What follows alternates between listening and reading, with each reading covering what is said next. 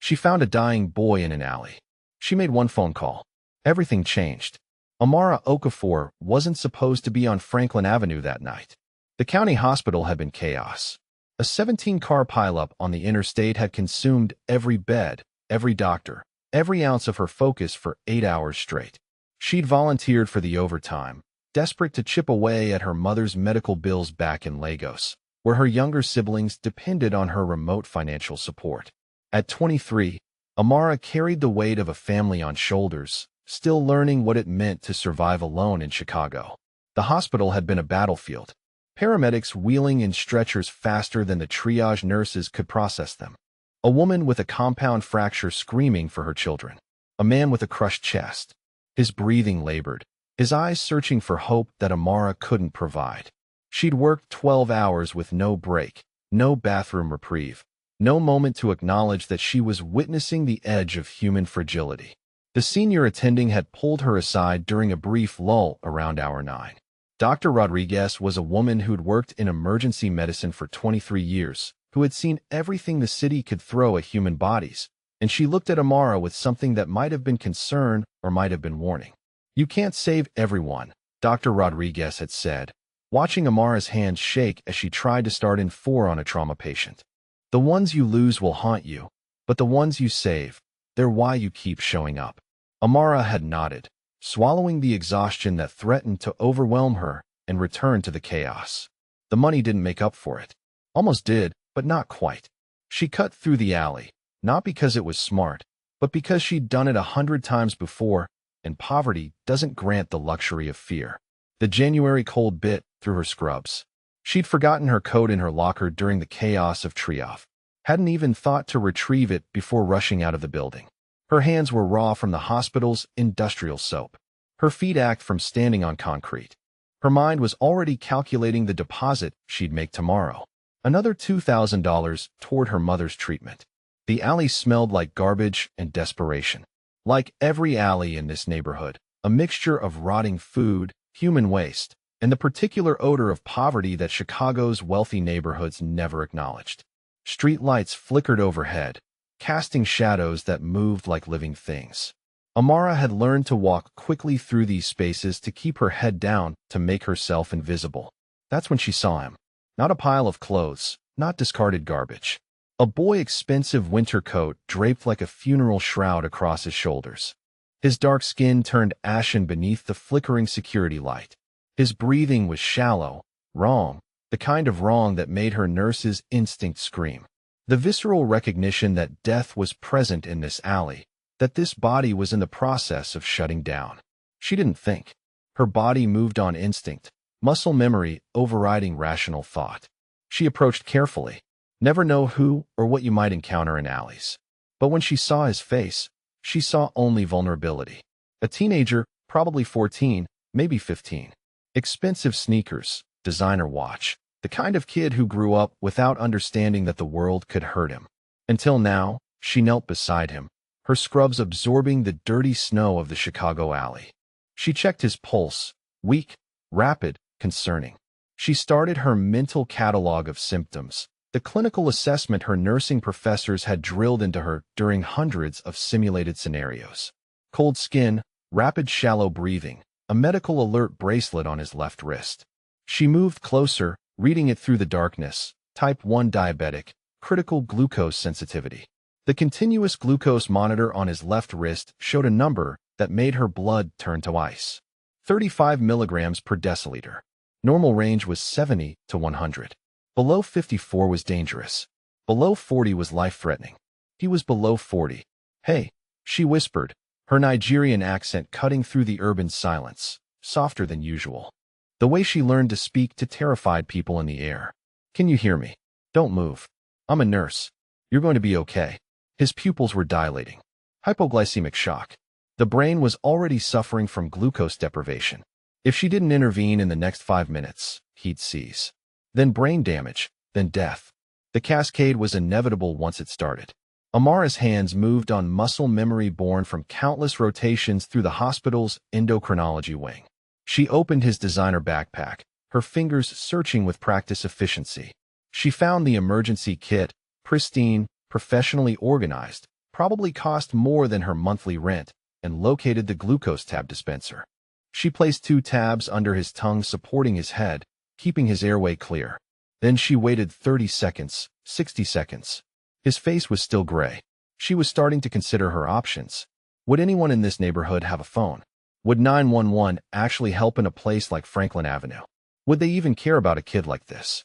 When his breathing began to change, deeper, more regular, the immediate crisis beginning to resolve, that's when she noticed the phone premium, obscenely expensive, the kind of phone that probably cost more than her entire wardrobe. The lock screen showed only one emergency contact displayed in bold white letters. Father, not a name, not dad, not even papa. Just that single word, like a title worn by someone too important for names. Someone so powerful that they didn't need to be called anything else. Amara hesitated for exactly 2 seconds. In those 2 seconds, she weighed the options. Call an ambulance and watch this kid die while waiting for help in a neighborhood where ambulances took 20 minutes minimum. Call his father and enter a world she didn't understand. Call the police and risk complications she couldn't predict. She thought of her own father, dead 3 years now from malaria, that could have been treated if they'd had money for proper medical care. She thought of how she'd held his hand in a Legos hospital while he died because they couldn't afford the medication that would have saved him. She thought of promises she'd made to herself about never letting someone die when she had the power to intervene. Then she pressed the button. The phone rang once, twice. In the silence of the connection, she heard her own heartbeat, heard the distant wail of a siren blocks away, heard her own survival instincts screaming that she was about to cross a threshold from which there would be no return. A man answered before the second ring. Ryan Steele. Even his voice was expensive, a blend of Korean precision and American power. Each syllable cut like a diamond. Daniel. This isn't Daniel, Amara said, her voice steadier than her hands. My name is Amara Okafor. I'm a nurse in training, and I found your son collapsed in an alley on Franklin Avenue. His continuous glucose monitor shows critical hypoglycemia. He's been unconscious for approximately 5 minutes. His breathing is compromised. She was speaking the language of medicine, using clinical distance as a shield against the fear coursing through her nervous system. Detach from emotion, present the facts, let the data do the emotional work. The silence stretched like a held breath. She could hear him breathing on the other end, could almost feel him calculating through the phone line. She imagined him somewhere in Chicago's wealthy neighborhoods, in a penthouse or mansion, suddenly confronted with the reality that his son was dying in an alley in one of the city's most dangerous areas. When Ryan spoke again, his voice had transformed into something that made her understand with crystalline clarity that this man wasn't used to hearing no. He was used to hearing yes. He was used to people obeying. He was used to power. How old are you? You should be running. He'll die if I do. Amara replied simply. His blood sugar is too low. He needs more glucose, and he needs someone to stay with him until stay exactly where you are. Don't run. Don't call anyone else. I'm 8 minutes away. The line went dead. Amara's rational mind was already running calculations. This was how women disappeared in alleys. This was how good intentions led to trafficking statistics. This was how people like her, alone, foreign, and poor, became invisible until someone found their body in an abandoned warehouse months later. But the boy's breathing was getting worse. His lips were turning gray. His glucose would continue to drop without intervention. She administered another glucose tab, monitoring his vital signs with the portion of her brain that still functioned on clinical training. The rest of her mind was spinning through scenarios, each one worse than the last. She thought about texting her roommate, creating a record of where she was, but her phone had died hours ago during the chaos at the hospital. She stayed. The alley felt smaller now, the walls pressing in. A cat emerged from behind a dumpster, regarded her with yellow eyes, and disappeared. Somewhere in the distance, she heard music. Someone's radio playing salsa. The rhythm incongruous with the life or death drama playing out in the frozen darkness. Daniel's eyelids fluttered. His glucose monitor showed 48 milligrams per deciliter. Still dangerous, but climbing. She kept her hand on his pulse, feeling the rhythm strengthen, feeling life reassert itself against the void that had been pulling him under. Ryan Steele didn't arrive like a concerned father. He arrived like an invasion. The black SUV pulled to the curb at exactly 7 minutes and 43 seconds. Amara knew because she'd been counting, her anxiety measuring time in seconds, her fear creating precise metrics. 3 men emerged in synchronized precision, 2 positioning themselves with the casual posture of people trained in violence, while the third moved towards Amara with the certainty of someone who had never been told no. He was tall, the kind of tall that made ordinary men recalibrate their understanding of presence. His coat was charcoal wool, the kind that cost more than Amara's monthly rent. But it was his eyes that stopped her. They were identical to the boy's, the exact same dark, penetrating gaze, except his eyes carried the weight of someone who had seen things that killed the softness in a person. Amara noticed other things in that first moment of assessment. The way he moved like a predator, conserving energy, the way his bodyguards positioned themselves, creating a perimeter without being told.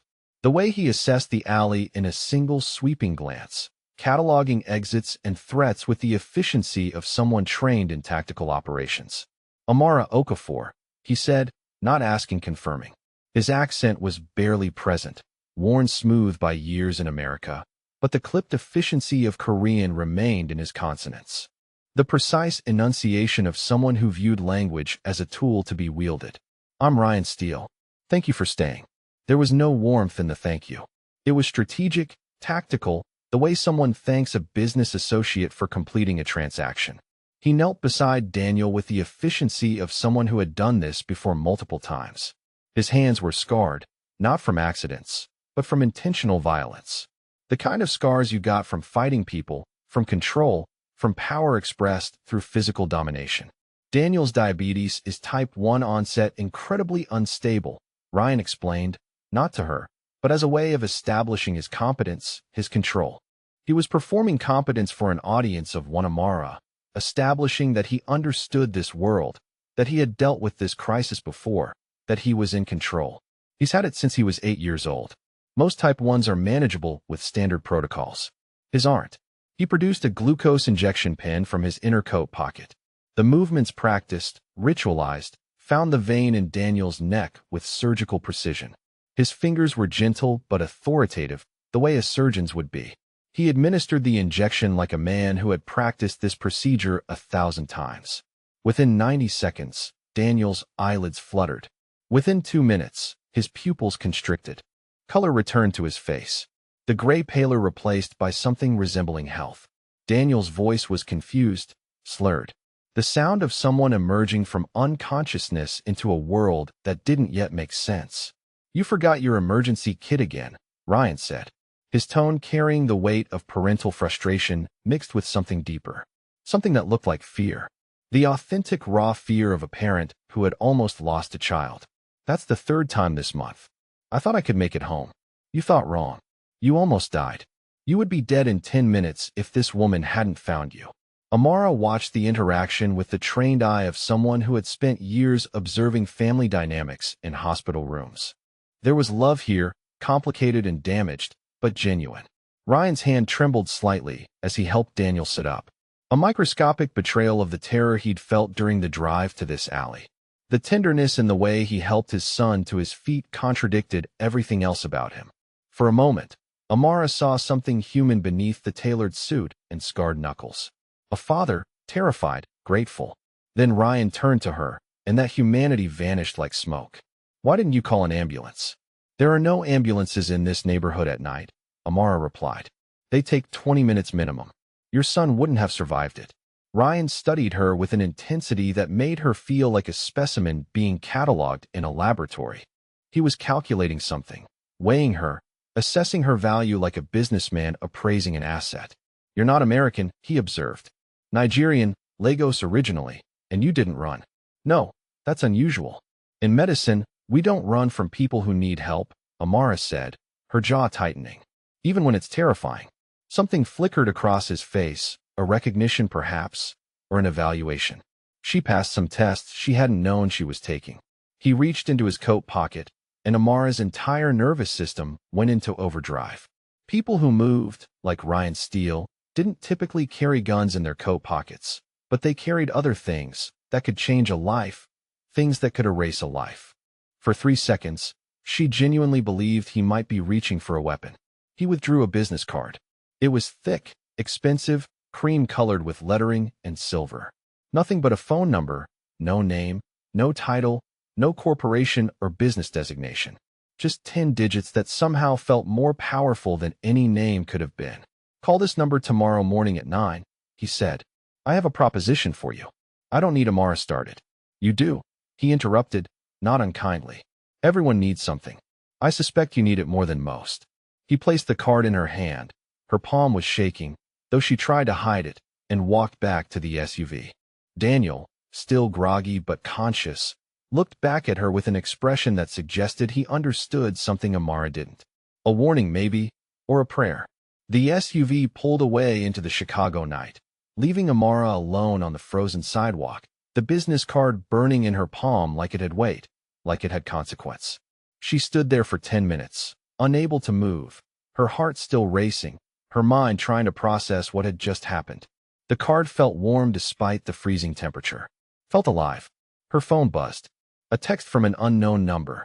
"You're being watched. It's for your protection. Go home. Don't speak about what happened. Call the number at 9. And Miss Okafor, thank you for my son's life."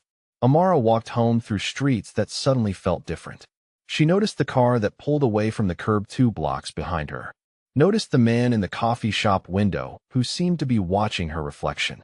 The city had changed, or she had changed, or both. In her tiny apartment, her roommate was already asleep.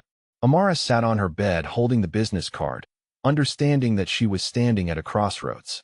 Tomorrow morning at 9, she could call that number and step into a world she didn't understand. Or she could ignore it, pretend this night never happened, continue her small, struggling life. She thought of her mother's medical bills, thought of her brother's diagnosis, thought of Dr. Rodriguez's words. "The ones you save, they're why you keep showing up." She set an alarm for 8:45 a.m. The Steele residence wasn't a house. It was a statement of power made manifest in stone and glass. Architecture as intimidation, wealth as weapon. The gates opened as Amara's ancient Honda pulled into the circular drive as if they'd been expecting her, because she realized with a chill they had been watching. All night, all morning. Security cameras positioned throughout the city had tracked her movements from the alley to the hospital parking garage to her apartment to this moment. A security guard checked her ID at the gate. The only moment of doubt appeared in his expression when he saw her information.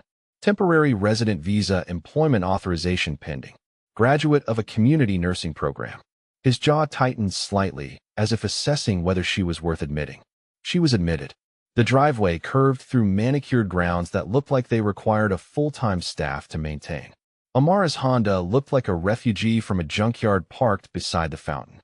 An ornate marble structure featuring what appeared to be a Korean dragon, water cascading from its mouth in an endless loop. The mansion's interior was all marble and mahogany, the kind of wealth that didn't need to announce itself. The entryway alone was larger than her entire apartment. A woman introduced as Mrs. Kim, the housekeeper, met her in the foyer with tea that smelled like jasmine and power. She was probably in her 60s, with a kind face of someone who had learned to survive in this household by becoming invisible. "Steele is ready for you," Mrs. Kim said gently, her accent suggesting she was originally from Taiwan or mainland China. "He's in his study. Second door on the left."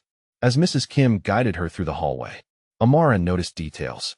Family photographs and expensive frames showing Daniel at various ages. A woman who appeared in the early photos but disappeared after Daniel turned 12. The same woman whose absence felt like a wound in the house's architecture. "That's Mrs. Steele," Mrs. Kim said softly, noticing Amara's gaze. "She passed 3 years ago. Steele hasn't removed the photographs. I think he needs the reminder." Amara's hands were shaking as she walked down the hallway. She'd made a decision at 3 a.m. staring at the ceiling of her shared apartment in a building that regularly lost heat in winter that she would refuse the offer. Whatever it was, whatever Ryan Steele wanted, it would come with a price she couldn't afford to pay. But her mother's hospital bills were $47,000 and climbing. And her youngest brother had just been diagnosed with sickle cell anemia, and winter in Chicago was coming, and her apartment's landlord had already warned about the rent increase. And she was tired, so impossibly tired of struggling. So she walked into the study. Ryan was on a video call speaking rapid Korean into a headset. He didn't disconnect. Instead, He held up one finger wait and continued his conversation, speaking in a language Amara didn't understand, though the tone suggested he was explaining a decision that others disagreed with. She heard shipment and Sullivan and what might have been resolved, but mostly the words were incomprehensible. The meaning, however, was clear. This was a man accustomed to making life-altering decisions, to having his orders questioned by people beneath him, to wielding power without apology. The study itself was a revelation. Floor-to-ceiling bookshelves filled with volumes in multiple languages. A desk that looked like it had been carved from a single piece of dark wood. Windows overlooking gardens that suggested an army of landscapers, and on one wall, a painting Korean traditional depicting what looked like a family ancestral ceremony. When he finally hung up, he turned to her with the full weight of his attention. "I'm going to ask you several questions, and I want honest answers," he began. "Not polite answers, not answers you think I want to hear. True answers." Amara nodded. "Do you have family depending on your income? Do you have debts?" "Significant debt." She almost lied. The programming ran deep. Never show weakness to authority. Never admit vulnerability. Never let them know how desperate you are. "Yes," she said finally. "Very significant." "Are you considering leaving Chicago?" This one made her pause. "Not if I can help it. This is where the opportunity is. This is where I can earn enough to matter." Ryan leaned back in his chair. He was wearing a shirt with the sleeves rolled up, revealing the tattoo on his left forearm. Korean characters in black ink that she didn't recognize, but understood carried meaning. She would later learn it meant family above all. But in this moment, she only knew it represented something she didn't fully understand. "Daniel's diabetes is unusually complicated," he explained. "He's had it since he was 8 years old, but 3 years ago, his condition destabilized significantly. His glucose levels fluctuate unpredictably.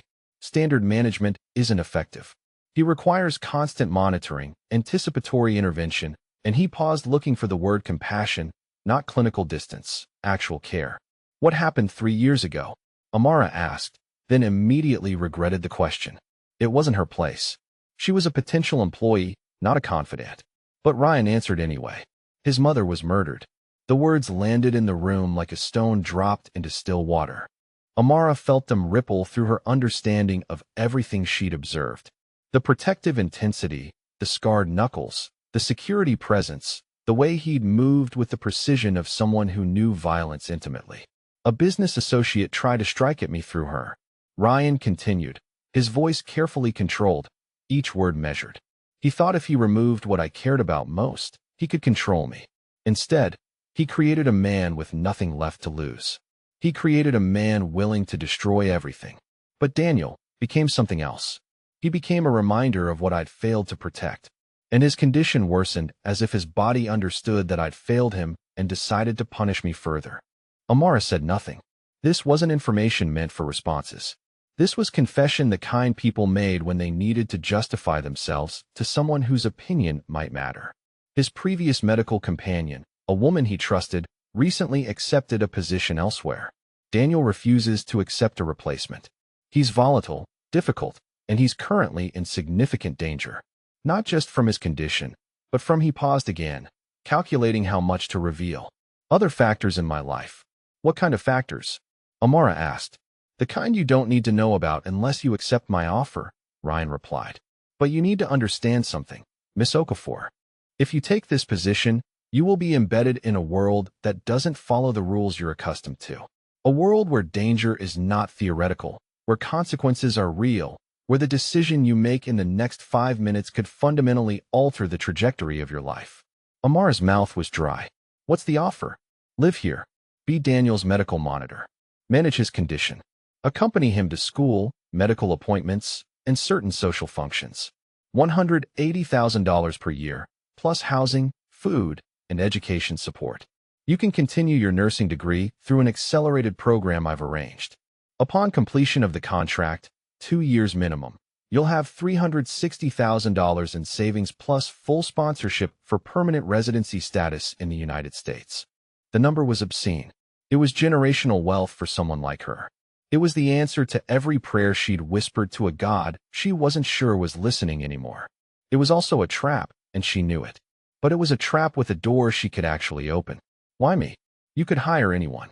Someone with more experience. Someone less complicated because you didn't run, Ryan said simply. Because you made a medical assessment in an alley at night alone with a stranger and you did your job. Because the most valuable trait in my world isn't credentials. It's moral character. It's knowing someone won't sell out when pressure arrives. It's recognizing that some people are incapable of abandoning someone in need. He leaned forward, his eyes boring into hers. I need to know Daniel is safe, not with someone hired for a paycheck. With someone who would stay in an alley in the freezing cold and help a stranger because it's the right thing to do. Amara thought of her mother in Lagos lying in a hospital bed waiting for a surgery that costs more than Amara's annual income. Of her brother learning to live with a chronic disease. Of the apartment where she'd never felt warm enough. Where the landlord threatened eviction every month. Where hope was a luxury she couldn't afford. She thought of her father's death, of holding his hand while he died from something that could have been prevented with money she didn't have. She thought of the promises she'd made to herself about never being helpless again. I'll need to give notice at the hospital, she heard herself say. It's already been done, Ryan replied. I have a very efficient administration. Your position here starts tomorrow morning at 6 a.m. Mrs. Kim will show you to your quarters. He turned back to his computer, already disconnecting from her psychologically, already moving on to the next calculation, the next crisis, the next opportunity to exert control. Amara stood, her entire body vibrating with the magnitude of what she just agreed to. She'd stepped through a door. There was no closing it. Miss Okafor, Ryan said, not looking up from his screen. Don't unpack everything. The ability to leave quickly is a valuable skill in my household. Daniel wasn't waiting in the study when Amara began work the next morning. He was in his bedroom, refusing to come down, his teenage defiance projecting through the mansion like a sonic weapon. The first morning, there was silence. The second morning, there was a text to his father.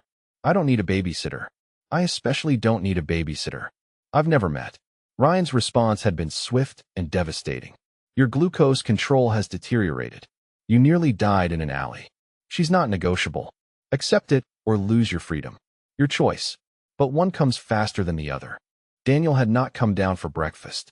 Amara spent those first 2 days learning the mansion's rhythms. Mrs. Kim taught her the household schedules, the places where Ryan conducted business that she should avoid, the security protocols that govern movement throughout the property. She learned that the third floor was off limits except for specific personnel, that certain rooms were monitored by cameras at all times, that Ryan's business associates arrived through a separate entrance and never crossed paths with Daniel. She also learned that Daniel's room was a fortress of teenage isolation. Gaming equipment, art supplies scattered across every surface, medical supplies organized with the precision of someone who had learned to manage their own survival. Amara found him on the second floor landing on the third morning, sitting cross-legged on the marble tiles. His continuous glucose monitor reading 187, elevated, likely stress-induced. He had his father's eyes, but not his restraint. Every emotion moved across his face like weather. Anger, fear, resignation, all cycling through in rapid succession. I'm not the enemy, Amara said quietly, sitting down beside him without being invited. A risk maybe, but she'd learned that teenage boys respond better to someone who doesn't treat them like problems to be managed. I'm a nurse who's been hired to help manage your medical care. That's all. You're a spy, Daniel replied, not looking at her. Dad's trying to prove he can control everything. It's not enough that he controls Chicago's entire underworld. He has to control me, too. Amara processed this information carefully. Underworld, organized crime, the words she'd been avoiding, the implications she'd been suppressing. Okay, she said slowly. And how's that control working out for your health? Daniel looked at her, and she saw the crack in his armor, the moment of genuine vulnerability beneath the defensive anger. I'm tired, he said. I'm tired of being the thing he's terrified of losing. I'm tired of being the leverage in whatever wars he's fighting. And I'm tired of dying slowly while he pretends everything is fine. Your father isn't pretending, Amara said, and she meant it. I saw his face when I told him you were dying. That's not a man pretending. Something shifted in Daniel. A recognition perhaps, or a grudging acceptance that she wasn't here to be his jailer. They sat in silence for several minutes. Amara noticed things about him she hadn't observed in the alley. The way his hands moved, constantly, fidgeting with the glucose monitor, adjusting his shirt cuffs, the nervous energy of someone who had learned that stillness meant vulnerability. "There's a girl," he said after a long silence at the community college library. "She comes in on Thursdays around 6 p.m. Her name is Sophia. She studies engineering. She's brilliant and funny and completely unaware that I exist, which is exactly how it needs to be." Amara understood what he was saying, what he was offering. "My father's people have been watching that library since I was 7 years old," Daniel continued. "They photographed everyone who studies there. They've recorded every conversation. There's nothing on her. No connections, no vulnerabilities. She's clean, so she's safe. But only as long as I don't exist for her. The moment I matter to her, she becomes leverage." The tragedy of his life settled over them like snow. "What does she study?" Amara asked. "Mechanical engineering. She's designing prosthetics for children in developing countries. Something about accessible healthcare and reducing production costs." Daniel's face transformed when he talked about her. The anger and fear replaced by something that looked like hope. "She presents her work every other Thursday. I've been to 12 of her presentations. She has no idea. Have you ever spoken to her? Once she asked if I could help her reach a book on the top shelf. I said yes. She said thank you. That was the entire conversation, and it's probably the best 2 minutes of my life." Amara felt her heart break for this boy who couldn't even experience a normal teenage crush without fearing for someone's safety. "I'll help," Amara said, "however I can." Daniel looked at her, and for the first time his expression wasn't guarded. "Thank you for not running," he said. Over the next weeks, Amara learned the architecture of Daniel's condition. His glucose didn't just fluctuate. It plummeted without warning, spiked from stress, responded to emotional states in ways that defied standard diabetic management. She learned that Thursdays were the hardest days when he went to the library to watch Sophia present her work and his glucose would drop from the stress of proximity. She learned that he tested his blood sugar 17 times a day, more than any diabetic she'd encountered. She learned that he slept with alarms set every 2 hours to check his levels. She also learned that he was brilliant, that his room was filled with sketches of architectural designs, mathematical equations, philosophical treatises written in margins of textbooks, that he spoke 3 languages fluently and was teaching himself a 4th, that his isolation had created space for a mind that consumed knowledge like oxygen. "Why architecture?" she asked one afternoon, finding him sketching what looked like a building design. "Because buildings last," Daniel replied. "People die, power shifts, empires fall, but buildings remain. They outlive the people who created them. They become monuments to the fact that someone existed and made something that mattered." Amara thought about that answer for a long time. 6 weeks in, Amara understood the architecture of Ryan's world. It was a kingdom of power maintained through violence, money, and information. Security personnel moved through specific routes at specific times, like a choreographed dance performed by men trained to kill. Business meetings happened in locked rooms on the 3rd floor. Phone calls were conducted in multiple languages: Korean, Mandarin, Russian, English. The scarred men who served as bodyguards carried weapons with the unconscious confidence of people trained to use them as extensions of their bodies. And Ryan moved through it all with the authority of someone born to power, someone who had inherited violence the way other people inherit money. Amara also understood that she was being tested. The first test came when she overheard a conversation about a shipment complication at the harbor and a negotiation with the Kim family, not the housekeeper, a different family entirely going poorly. She said nothing. She didn't ask questions. She pretended she hadn't heard. The second test came when Ryan's security chief showed her surveillance photos of 3 men photographing her former apartment building. "For your safety, Marcus," the security chief had explained, "we're ensuring nothing interferes with your ability to do your job." She said nothing. She didn't panic. The third test came at a spring charity gala where Chicago's elite gathered to celebrate their wealth while pretending to care about charity. It was theater, the performance of morality by people who had forgotten what morality meant. Ryan had decided that Daniel needed to be presented to Chicago society as healthy and stable, which meant Amara needed to be visible. A dress arrived in her quarters, emerald silk that probably cost more than her first month's salary. A note in Ryan's precise handwriting for the gala. "You're necessary." The Sullivan family estate was a fortress disguised as a palace. Crystal chandeliers cast fractured light across walls that had witnessed centuries of Chicago's underworld politics. Waiters circulated with champagne that cost more per bottle than Amara's weekly salary. Chicago's elite circulated like sharks, scenting blood in the water, hunting for advantage, for weakness, for anyone who might be leveraged in their endless game of power. Amara stayed close to Daniel, monitoring his glucose, watching for the signs of stress that made his blood sugar volatile. Ryan moved through the room with predatory grace, his handshakes lasting exactly long enough to be cordial, his eye contact never wavering. She realized, watching him work the room, that this was his arena. This was where he hunted. Patrick Sullivan appeared during dinner, a man with the kind of smile that made her instinctively reach for Daniel's hand. He greeted Ryan with the false warmth of a longtime enemy, his movements calculated, his charm weaponized. "And who?" Patrick asked, his gaze finding Amara. "Is this fascinating addition to your household?" "Amara Watson," Ryan replied, the lie delivered so smoothly that Amara nearly believed it herself. She was being renamed. She realized neutralized made less foreign, less other, less interesting. Ryan's hand rested at the small of her back. And in that moment, Amara understood. She was being presented as his intimate, not his lover, but someone close enough to matter, someone worth knowing about. It was a message written on her body, a claim staked in public. The orchestra began playing after dinner. Daniel's hands were trembling. A glucose check confirmed what she already knew. 71 milligrams per deciliter and dropping. The sophisticated environment, the alpha predators circulating, the tension between his father and Patrick Sullivan. It was burning through his glucose like an accelerant. "We need air," she murmured to Ryan, keeping her voice light. Professional, they made it to the terrace just as Daniel's legs buckled. Amara worked methodically, her hands steady despite the audience from inside the ballroom. The other guests had noticed the young man's collapse, and they were watching with a hungry intensity of people witnessing scandal in the making. That's when Patrick Sullivan appeared in the terrace doorway, his expression predatory. "Well," he said softly, "isn't that interesting?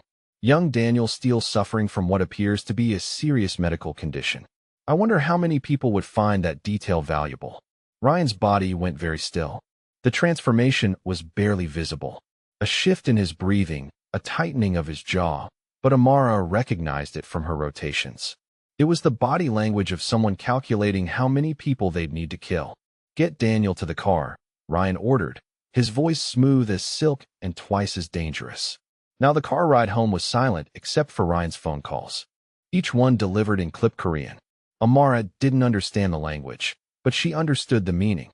Contingencies were being activated. Plans were being modified. Someone was going to pay. In the foyer, Ryan turned to her with an expression that was somehow worse than anger. It was calculation. "Sullivan's men have already begun investigating your background," he said without preamble. "Questioning your neighbors, photographing your former associates, accessing your medical school records, the apartment building, her study group, her faculty advisor." Amara asked though she already knew. "Because you're connected to me, and in my world, connection is weakness." Ryan moved to his study window, looking out at the Chicago skyline. "Sullivan believes that understanding you will give him leverage. That if he can find something in your past, something you're running from, someone you care about, he can use it to compromise me. My mother," Amara said quietly, "my siblings in Lagos. They're vulnerable. They will be protected," Ryan replied. "I have associates in Lagos. Your mother will have medical care. Your brother's treatment will be funded. But understand this, Miss Okafor. You are now embedded in a war. There's no stepping out. There's no going back." Amara felt the walls of the mansion close in around her. She'd made a choice in an alley on a frozen night, and now that choice was consuming her entire existence. "I didn't agree to this," she said, anger cutting through her fear. "I agreed to be a nurse." "You agreed to be part of my household," Ryan corrected, turning to face her. "And in my household, everyone's loyalty is eventually tested." The weight of what she'd accepted settled over her like a burial shroud. Dawn was breaking when Ryan's security chief burst into the study without knocking. A breach of protocol that instantly put Amara on alert. "Sir, we have confirmation. Sullivan's holding Elena at the industrial warehouse. He's using her as bait." Amara watched Ryan's face transform. The name Elena carried weight. She didn't understand, but could feel in the sudden tension that filled the room. "Who's Elena?" she asked. Ryan's eyes met hers, and for the first time since she'd known him, she saw something that looked like raw grief mixed with desperate, dangerous hope. "My wife," he said quietly. "Daniel's mother. The woman I thought died 3 years ago." The warehouse rescue played out like a nightmare filmed in slow motion. Armed men emerging from shadows. Gunfire echoing through concrete corridors. Amara pressed against walls. Her medical training useless against the chaos of violence. She followed Ryan and Marcus through the maze of shipping containers. Her heart pounding so hard she could barely hear the gunfire. When they found Elena on the 3rd floor, Amara's clinical mind took over. She was in a metal chair, restrained, but not physically damaged.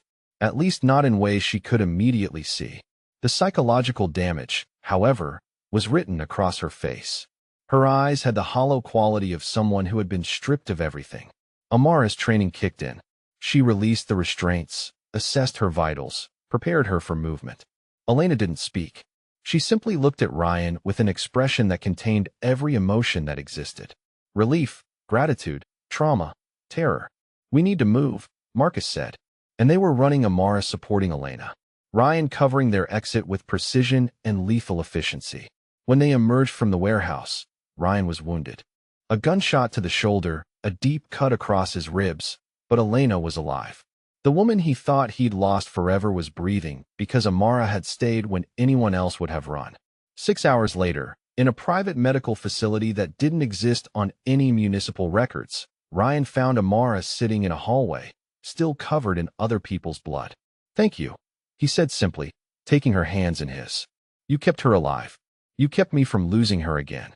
Amara looked at him, really looked at him, and saw the man beneath the monster. A man who'd lost everything he'd cared about once before. A man terrified of losing it again. "I need you to make a choice," he said quietly. "You can walk away from this. I can arrange for your return to civilian life. Your family will receive the money I promised, the protection, everything we agreed upon. Or you can stay, knowing exactly what I am, what I've done, what I'll need to do to keep you and Daniel and Elena and everyone else I care about alive." Amara thought of the warehouse, of Elena's empty eyes, of the sound of gunfire, of her mother in Lagos, now protected by Ryan's network, of Daniel slowly learning to trust again. "I'm staying," she said, "but only because someone needs to keep you human, and I think that's going to be a full-time job." 3 months later, Amara was sitting in the mansion's library when Ryan entered with a proposition that was both generous and terrifying. "Elena is recovering," he said. "Daniel is learning to trust again. This household is becoming something that resembles a family, and I want to expand your role." He sat across from her, his expression vulnerable in a way she'd never seen before. "Stay," he whispered. "Not as Daniel's nurse. Not as my employee. Stay because this house hasn't felt like a home until you were in it. Stay because you showed me there's more to strength than power. Stay because I need someone who reminds me every day that there are lines I shouldn't cross." Amara looked at him. This complicated, dangerous, broken man who had somehow become the center of a world she never knew existed. "I'll stay," she said, "but under one condition, that we build something different with Daniel, not a version of you, not a power player in your empire. We give him the choice to be something else, something better." For a long moment, Ryan said nothing. Then he nodded slowly. "Agreed," he said. For him, we built something different. Outside the library windows, Chicago stretched into the distance. A city of millions, each with their own story of survival, their own choices that changed everything.